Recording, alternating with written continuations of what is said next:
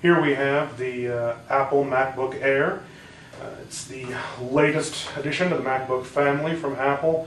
It's again the thinnest and lightest MacBook that Apple has produced to date. It's got an interesting array of ports, or lack thereof. A single USB port, standard audio out mini jack, as well as a mini DVI port for monitor out.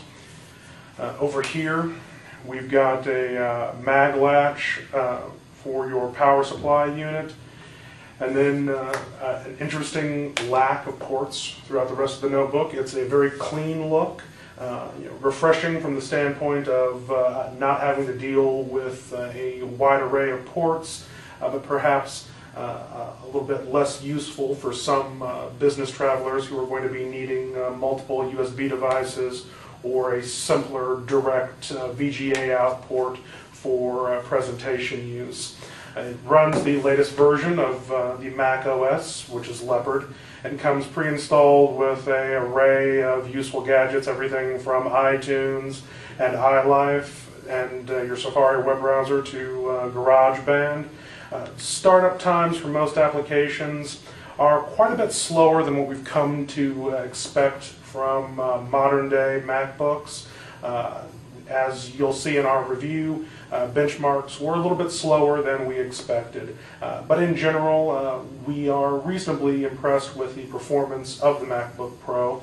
Again, coming in at just 2 pounds and a paper-thin profile. You've no doubt seen the commercials where the MacBook Air fits inside of a standard manila envelope. The interesting addition to the MacBook Air is the inclusion of a multi-touch touchpad. It's very large, very nice touchpad.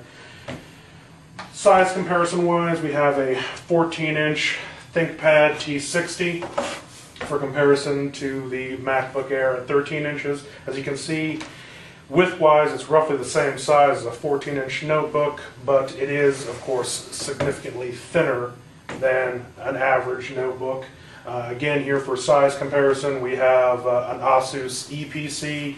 It's not quite as large in terms of footprint as the MacBook Air, but even the Asus EPC looks quite a bit thicker than the MacBook Air by comparison.